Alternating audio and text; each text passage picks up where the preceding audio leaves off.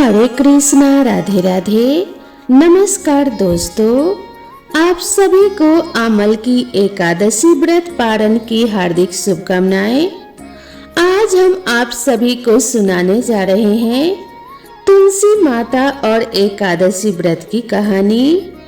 इस कहानी को सुनने और सुनाने वाले को पुण्य फल की प्राप्ति होती है, इसीलिए इस कहानी को पूरा अवश्य सुने, आधा अधूरा ना छोड़ें।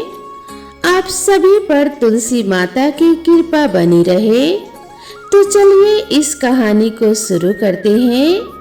तो प्रेम से बोलिए तुलसी माता की जय, विष्णु भगवान की जय। एक गांव में एक बुढ़िया माई अपने बेटे और बहू के साथ रहती थी। बुढ़िया माई का नाम सुखवती था। बुढ़िया माई के एक पोते और पोती भी थे। सुखवती के परिवार में सब हंसी खुशी रह रहे थे और उनका समय अच्छे से बीत रहा था, क्योंकि बुढ़िया माई बड़े ही नियम कर्म वाली थी और वह हमेशा एकादशी का व्रत रखती थी और तुलसी जी का नित्य पूजन करती थी। वह तुलसी जी को नित्य जल देती थी।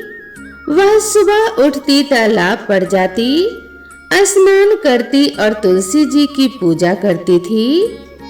तुलसी जी को प्रणाम करती और तुलसी जी के नीचे दीपक जलाती थी।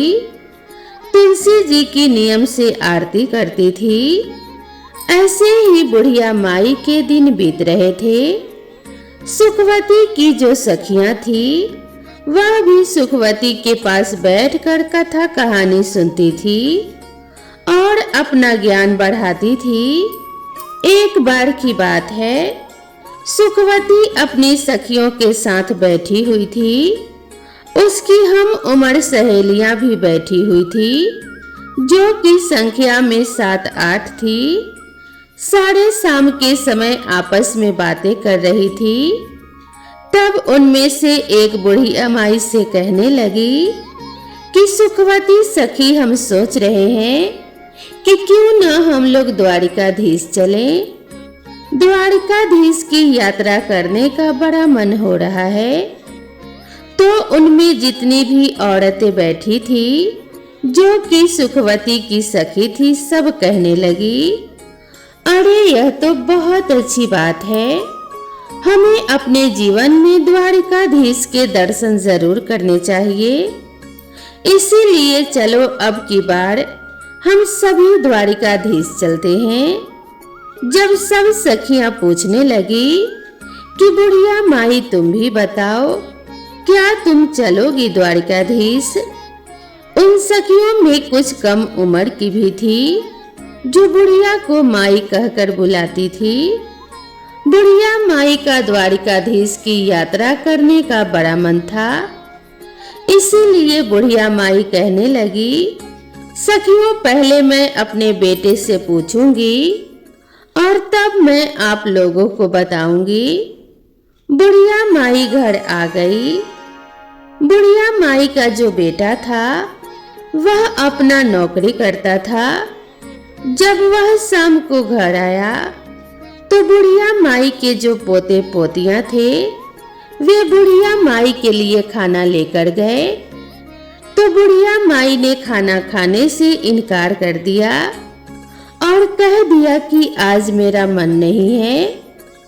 उधर जब बुढ़िया माई का बेटा खाना खाने लगा, तो उसने अपने पत्नी से पूछा कि क्या मेरी माँ ने खाना खा लिया है?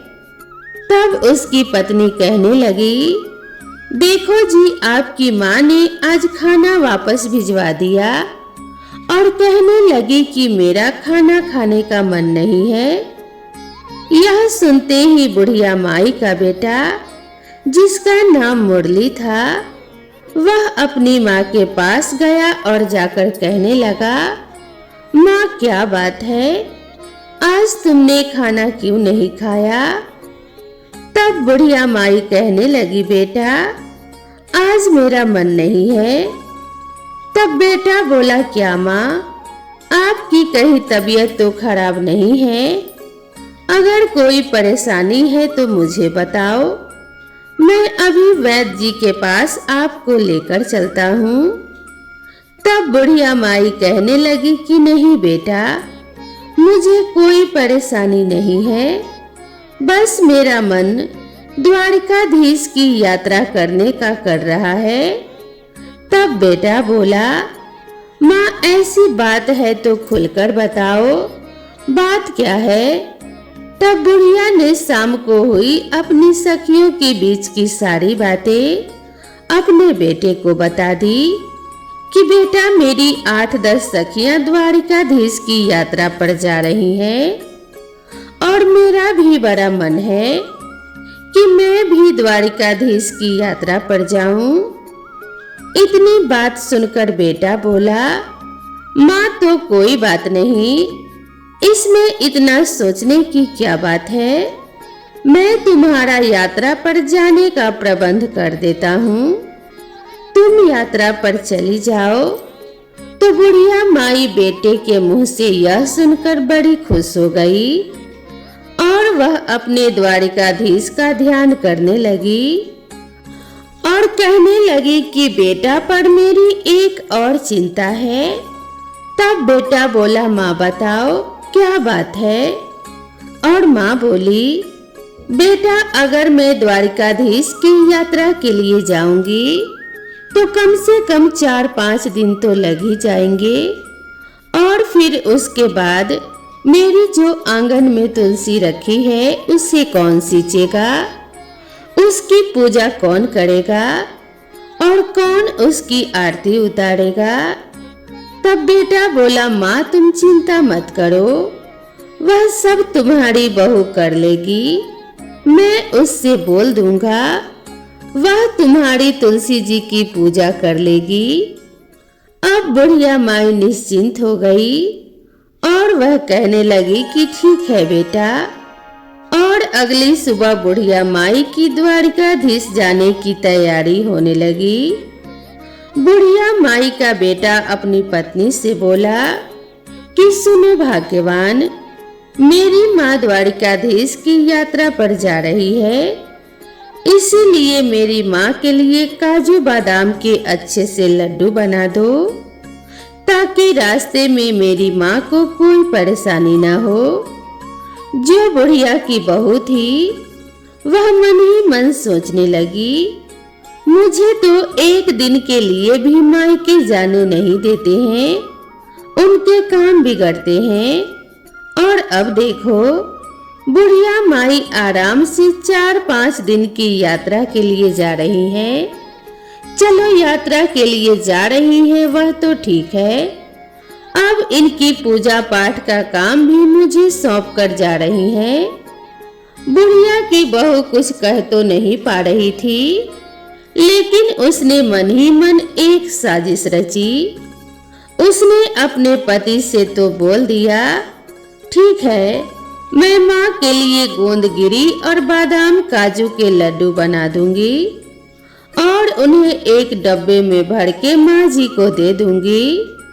बेटा तो सुबह नौकरी पर चला गया और जो बुढ़िया माई की बहू थी उसने क्या किया कि जो तुलसी जी का गमला था जिसमें तुलसी लगी हुई थी, उसमें से उसने तुलसी जी को जड़ से उखाड़ लिया और जड़ सहित उसे एक पीतल के डब्बे में भर दिया और अपनी सासू माँ को थैली में रख कर दे दिया और बोली, ये लो माँ जी, इसमें गोंदगिरी और काजू बादाम के लड्डू हैं, आप इन्हें रास्ते में खा लेना।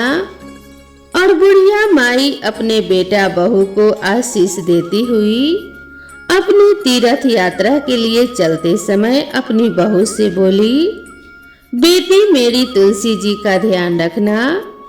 बहू बोली, ठीक है माँ जी, आप बेफिक्र होकर जाइए। अब बुढ़िया माई ने तो आशीर्वादों की झड़ी लगा दी। वह कहने लगी, बहू ने तो मुझे काजू बादाम के लड्डू बना कर दिए हैं। वह कहने लगी, दूधो नहाओ पूतो फलो, लाखों में बैठो करोड़ों में उठो, दिन दूनी रात चौगुनी तरक्की करो। उसके मुंह से तो आशीष फूट रहे थे, और सौभाग्यवती रहो, मेरे बेटे का अच्छा काम चले। अब वह तरह तरह के आशीर्वाद देती हुई बुढ़िया माई अपने सखियों के साथ जा मिली। अब सारी सखियां और बुढ़िया माई द्वारिकाधीश की पैदल यात्रा कर रही थी। यात्रा करते करते उन्हें शाम हो गई। शाम के समय जब वह थक गई तो एक जगह उन्होंने देखा, वहां पर बैठकर वह विश्राम करने लगी और अपना खाने पीने के लिए जो सामान लाई थी सब निकाल कर खाने लगी। तब बुढ़िया माई ने अपना डब्बा खोलकर देखा तो उसमें घी से बने काजू बादाम के लड्डू भरे हुए थे। बुढ़िया माई ने आधा लड्डू खुद खाया और आधा लड्डू सब सखियों में भी बांट दिया और भगवान का भोग भी मन ही मन लगा दिया। अब सब सखियां कहने लगी, अरे सुखिया, क्योंकि उसका नाम सुखवती था तो सभी उसे सुखिया भी कहते थे। अरे तुम्हारी बहू तो बड़ी अच्छी है, देखो तुम्हारी बहू तुम्हारा कितना ख्याल रखती है।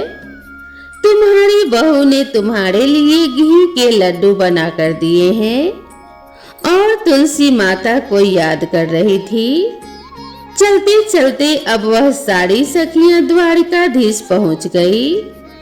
तो जब वहां पहुंची तो शाम का समय हो रहा था। शाम का समय था तो वहां पर बहुत लंबी भीड़ लगी हुई थी, लंबी लाइन लगी हुई थी द्वारिकाधीश के दर्शन करने के लिए। तो बुढ़िया माई मन ही मन में सोचने लगी और आंख बंद करके ही, प्रभु जी इतनी लंबी भीड़ है, अगर मुझे आपके दर्शन नहीं हुए और पट बंद हो गए तो मेरा तो यहाँ आना ही बेकार हो जाएगा। ऐसा सोचकर बुढ़िया माई द्वारिकाधीश से मन ही मन अपनी प्रार्थना कर रही थी, हे प्रभु, एक बार जीवन में मुझे दर्शन दे दो। मैं बड़ी दूर से आपके दर्शन के लिए पैदल चलकर आई हूँ। हे प्रभु, आपके दर्शनों की प्यासी हूँ। अब बुढ़िया माई की आंख खुली तो देखा उसने एकदम से चमत्कार हो गया। वह तो लाइन में सबसे आगे खड़ी थी और द्वारिकाधीश जी सामने थे। बुढ़िया माई की तो हैरानी का ठिकाना नहीं रहा। कहाँ तो वह सबसे पीछे थी और कहाँ वह लाइन में सबसे आगे आ गई। पंडित जी सबका प्रसाद चढ़ा रहे थे तो बुढ़िया माई ने अपना डब्बा खोल कर देखा तो उसमें एक लड्डू और एक तुलसी जी की पत्ती रखी हुई थी। अब बुढ़िया माई वही लड्डू और तुलसी जी की पत्ती द्वारिकाधीश को चढ़ाने के लिए, यानी भोग लगाने के लिए पुजारी जी को थमा दी। फिर मन ही मन बुढ़िया माई सोचने लगी कि हे प्रभु, यहाँ तो एक से एक अमीर सेठ आए हुए हैं, महंगी से महंगी मिठाइयाँ लाए हुए हैं, लेकिन मेरी मिठाई का कहाँ नंबर आएगा जो द्वारिकाधीश मेरी मिठाई का भोग लगाएंगे। मन में भगवान को याद कर रही थी कि हे प्रभु, मेरे भी लड्डू का भोग लगाओ और मुझे भी निहाल करो। बुढ़िया माँ ने आंखें खोली तो उसकी आंखें आश्चर्य से फैल गई। यह द्वारिकाधीश के हाथ में जो लड्डू था, यह वही लड्डू था जो बुढ़िया माई ने भोग लगाने के लिए दिया था, और वही तुलसी की पत्ती थी जो ठाकुर जी के हाथ में थी। अब तो वो बुढ़िया माई बड़ी प्रसन्न हुई। वह तो गदगद हो गई कि प्रभु ने मेरा भोग स्वीकार कर लिया। तभी जो द्वारिकाधीश जी के पुजारी जी थे वह सबको प्रसाद दे रहे थे। तो उसने बुढ़िया माई को भी प्रसाद दिया। बुढ़िया माई ने वह प्रसाद अपने पल्लू में ले लिया और हाथ जोड़ लिए। फिर वे प्रसाद को लेकर सोचने लगी, यह प्रसाद मैं अपने घर लेकर जाऊंगी। अपने बहू बेटे और पोते पोतियों के साथ मिलकर इसका भोग लगाएंगे और सब इसको ग्रहण करेंगे, क्योंकि यह द्वारिकाधीश का आशीर्वाद है। यह सोचकर उसने उस पीतल के डब्बे में जो भोग था, जो पुजारी जी ने प्रसाद दिया था, उस प्रसाद को बुढ़िया माई ने रख लिया और बाहर आ गई। बाहर आई तो काफी देर तक अपने सखियों का इंतजार करने लगी। जो काफी देर बाद उसकी सखियां आई तो कहने लगी, अरे बड़ी घबराहट हो रही है, बड़ी भीड़ थी, हमें तो सही से दर्शन भी नहीं हुए। द्वारिकाधीश के दर्शन बड़े ही दुर्लभ हैं। इतना चलकर आए हैं, इतनी धक्का मुक्की है, लेकिन वहां हमें दर्शन नहीं हुए। कोई कहती, अरे मुझे तो थोड़ा सा हुए थे, बड़ी भारी भीड़ है। सब अपनी अपनी परेशानियां गिना रहे थे और बुढ़िया माई मन ही मन मुस्कुरा रही थी। वह कहने लगी, मुझे तो द्वारिकाधीश के बहुत अच्छे से दर्शन हुए हैं और मेरा तो भगवान ने प्रसाद भी ग्रहण किया है। इस तरीके से अब सारी सखियां अपने द्वारिकाधीश की यात्रा करके अपने गांव के लिए वापस जल्दी घर पहुंचने पर बुढ़िया माई ने अपने बेटे और बहू को आवाज लगाई। बेटा अंदर से आया और माँ के पैर छुए। बेटा को माँ ने बहुत ही आशीर्वादों की झड़ी लगा दी। जुग जुग जियो मेरे लाल, मेरी यात्रा बड़ी सफल रही। फिर कहने लगी, अरे बेटा बहू दिखाई नहीं दे रही है, क्योंकि बेटा हाथ में पानी का गिलास लेकर खड़ा था कि लो माँ पानी पियो और आराम से बैठ जाओ। पानी का गिलास जब बेटा लेकर खड़ा था तो बुढ़िया माई पूछने लगी, अरे बेटा बहू कहाँ गई है? तब बेटा बोला, माँ मैंने उसे घर से निकाल दिया है। माँ कहने लगी, बेटा यह तूने क्या अनर्थ कर दिया? मेरे जाने के बाद ऐसा क्यों किया? मैं जो 4-5 दिन की यात्रा पड़ गई और तूने पीछे से बहू को घर से निकाल दिया। ऐसा क्या हुआ जो तूने मेरी बहू को घर से ही निकाल दिया? मेरी बहू तो बड़ी गुणी है। तब वह बेटा कहने लगा, माँ जो तेरी बहू है उसने तेरे साथ बड़ा छल किया। मैंने उससे गोंद और बादाम काजू के लड्डू बनाने के लिए बोला था कि मेरी माँ यात्रा पर जा रही है, और उसने आंगन में लगी तुलसी को उखाड़कर उसको जड़ समेत उस पीतल के डब्बे में भरकर तुम्हें दे दिया। अब बुढ़िया माई कहने लगी, अरे बेटा मैंने तो डब्बा खोलकर देखा था, उसमें तो काजू बादाम के ही लड्डू थे और मैं भी खाई और अपनी सखियों को भी खिलाई। तब वह कहने लगा कि नहीं माँ, उसने तो यह साजिश रची थी। जब मैंने तुलसी जी की पूजा के लिए बोला तो आंगन में तुलसी नहीं थी। तब मैंने उससे पूछा तो उसने मुझे सारी बात बताई कि उसने जो जलन में आकर, क्योंकि माँ तो यात्रा के लिए जा रही हैं और मुझे मायके भी नहीं भेजते हैं, इसीलिए उसने तुलसी जी को उखाड़कर आपके डब्बे में भर दिया। अब बुढ़िया माई कहने लगी, बेटा कोई बात नहीं, बहू ने ऐसा किया है, चलो उसकी गलती, लेकिन उसी के कारण तो मुझे द्वारिकाधीश के दर्शन हुए। मेरे साथ तो बेटा इतने चमत्कार हुए हैं कि मैं क्या गुणगान करूं।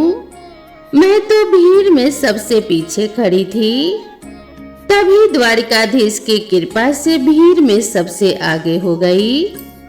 और तो और बेटा, मेरे डब्बे में जो एक तुलसी जी का पत्ता और एक लड्डू था, शायद तुलसी माता की कृपा से ही वह तुलसी जो लड्डू में बदल गई थी, और एक पत्ता मेरा इसीलिए छोड़ दिया था कि मैं भगवान को भोग लगाऊं, क्योंकि द्वारकाधीश को ठाकुर जी को तो बिना तुलसी के पत्ते का भोग लगाया ही नहीं जाता। इसीलिए उन्होंने मेरा भोग स्वीकार किया था, क्योंकि उस पर तुलसी दल भी था। बेटा, मेरी बहू ने चाहे कुछ भी किया, मुझे तो जो बहू की वजह से ही यह सब चमत्कार हुए हैं और ठाकुर जी के इतने अच्छे से दर्शन हुए हैं, मैं तो द्वारिकाधीश के दर्शन करके निहाल हो गई। बेटा, तू अभी जा, बहू मायके में होगी, उसे वहां से लेकर आ। बेटा, अपनी माँ की बात को क्या टालता। बेटा जो चल दिया अपनी पत्नी को लाने उसके मायके से और अपनी पत्नी को लेकर आ गया। जब बहू मायके से घर आई तो अपनी सासू माँ के पैरों में पड़ गई और माफी मांगने लगी। तब बुढ़िया माई कहने लगी, अरे बहू, मैंने तो तुझे कब का माफ कर दिया, तेरी वजह से तो मुझे भगवान के दर्शन हुए हैं। अगर तू ऐसा ना करती तो पता नहीं मुझे भगवान के दर्शन होते भी या नहीं होते। मैंने तुझे माफ कर दिया, लेकिन हाँ, अगर तुझे माफी मांगनी है तो एकादशी माता और तुलसी माता से मांगो। बुढ़िया माई की बहू ने तुलसी माता से माफी मांग ली और फिर उनको याद आया, अरे मैं तो जो द्वारिकाधीश से तुम्हारे लिए प्रसाद लेकर आई थी वह वैसे ही रखा है, याद भी कहाँ है। बच्चे आए थे खेलते खेलते और कहने लगे, दादी माँ आ गई, दादी माँ आ गई। दादी माँ, आप यात्रा पर गई थी तो हमारे लिए क्या लेकर आई। दादी माँ बोली, अरे बच्चों, मैं सबके लिए वहां से द्वारिकाधीश का प्रसाद लाई हूँ, सब थोड़ा थोड़ा मिल बांट कर खाएंगे। अब जैसे ही बुढ़िया माई ने अपने थैले में से वह पीतल का डब्बा निकाला और उसमें से वह प्रसाद निकालने लगी, तो उसमें जो लड्डू था वह तो नहीं था, लेकिन डब्बा पूरे हीरे मोतियों से भरा हुआ था। यह देखकर बुढ़िया माई की बहू बेटों की भी आंखें आश्चर्य से फैल गई। वह कहने लगी, बेटा, इसमें तो मैंने लड्डू रखा था, पता नहीं कहां से इसमें इतना सारा हीरा मोती और सोना चांदी आ गया है। तब बेटा बहू कहने लगे, माँ, यह सब एकादशी और तुलसी माता की कृपा के कारण हुआ है। आपकी यात्रा और भक्ति सच्ची थी, आपकी भक्ति एकदम सच्ची है, इसीलिए उन्होंने आपको एकादशी और तुलसी माता की पूजा का फल दिया है। अब तो बहू बेटा माँ के कदमों में पड़ गए।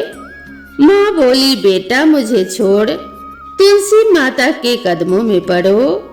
तो बहू और बेटा ने तुलसी माता से हाथ जोड़कर माफी मांगी, ठाकुर जी से माफी मांगी कि अनजाने में हमसे बड़ी भारी भूल हो गई, हमें माफ कर दो।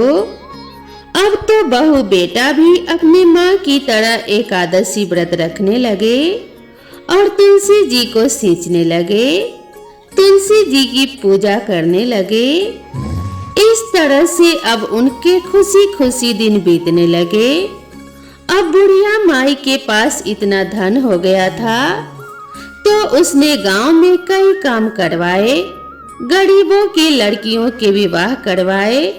जैसे भी गांव में किसी गरीब को देखती जिसके बस में बेटी का विवाह करना नहीं था, तो उसने उसी धन को बेटियों के विवाह में कुएं बावड़ी बनवाने में और बच्चों के स्कूल और अस्पताल बनवाने में लगाने लगी।